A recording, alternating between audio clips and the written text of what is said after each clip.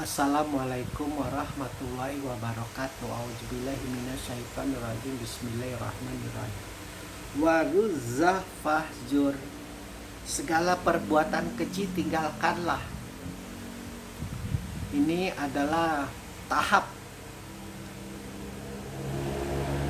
terakhir yang sedang kita bahas sampai ayat kelima ini, bahwa proses untuk memberi peringatan kepada manusia itu ada juga proses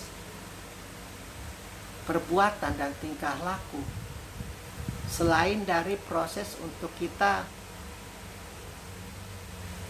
lebih lagi untuk menjaga kebersihan tubuh, hati, akal maupun hawa nafsu kita.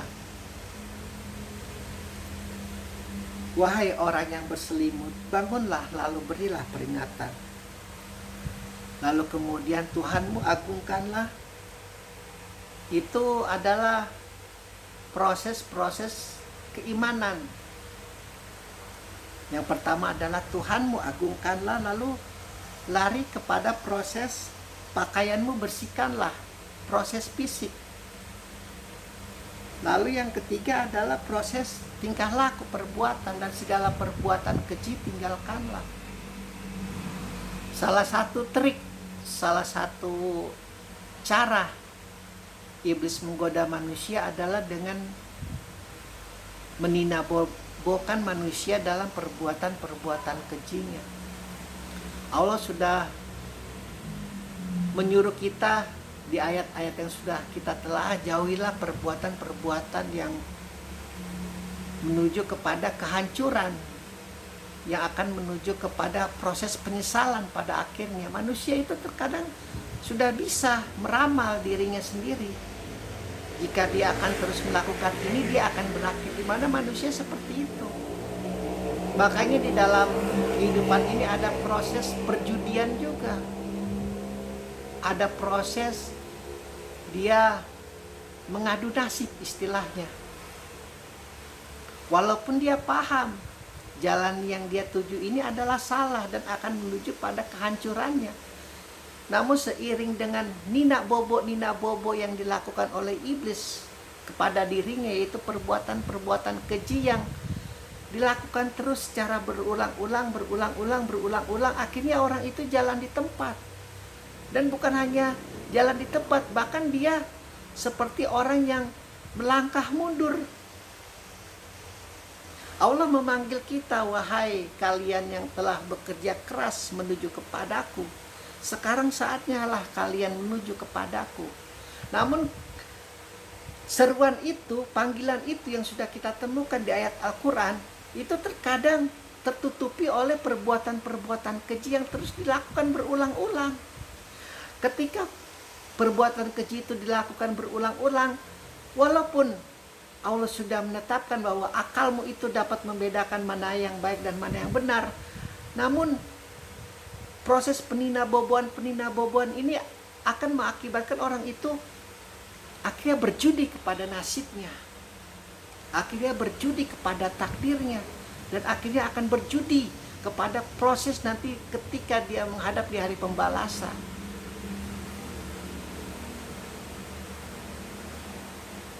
Rasulullah disuruh untuk meninggalkan segala perbuatan keji.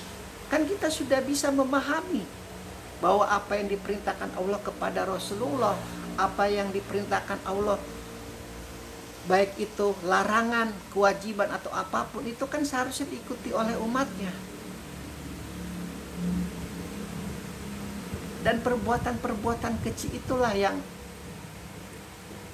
terkadang kita tidak bisa mengenal sosok Rasulullah, tidak bisa mengenal sosok sahabatnya, tidak bisa mengenal sosok keluarganya, sehingga kita dilenakan, dininabobokan. Makanya Allah menyuruh kau, wahai nabiku, bangun dari engkau yang sedang nyaman dalam selimutmu. Peringatkan kepada mereka. Setelah engkau memperingatkan kepada mereka apa yang Aku berikan kepadamu tentang segala macam pengetahuan, walaupun engkau tidak bisa membaca, tidak bisa menulis. Setelah engkau memperingatkan mereka, lalu kau kembali kepada mihrabmu dan agungkanlah aku. Namun sebelum engkau lakukan itu, bersihkanlah pakaianmu dulu. Ketika engkau sudah bersih, fisikmu ini sudah bersih, sudah sehat, lengkapilah fisik yang bersih dan sehat ini dengan meninggalkan segala perbuatan keji. Kan luar biasa berurut. Makanya sekali lagi Al-Quran itu tidak mungkin ayat kedua menjadi ayat ke-1, ayat ke-1 menjadi ayat kedua, itu tidak mungkin. Dia akan bertahap mengingatkan manusia. Dan luar biasa di dalam surat Al-Mudaththir ini keindahan kata-katanya. Bagi mereka yang paham, bagi mereka yang mengerti, ya, saya yakin mereka yang sedang belajar Al-Quran sepakat dengan saya betapa indah surat Al-Mudaththir ini. Susunan kata-katanya, iramanya, dari ayat 1 sampai 10 diakhiri dengan irama yang sama. Lalu kemudian berikutnya. Makanya sampai kapanpun tidak ada yang bisa menjawab tantangan Allah untuk membuat Al-Quran sampai kiamat. Allah sudah kita temukan, jauhilah perbuatan-perbuatan yang akan menuju kepada penyesalan. Kita paham ini, kita paham. Kita kalau melakukan perzinahan, kita kalau melakukan perbuatan minum-minuman keras, narkoba, mabuk-mabukan, kita kalau melakukan perbuatan korupsi, walaupun sekecil apapun, kita kalau melakukan perbuatan ngomongin orang lain atau apapun, itu kita sadar.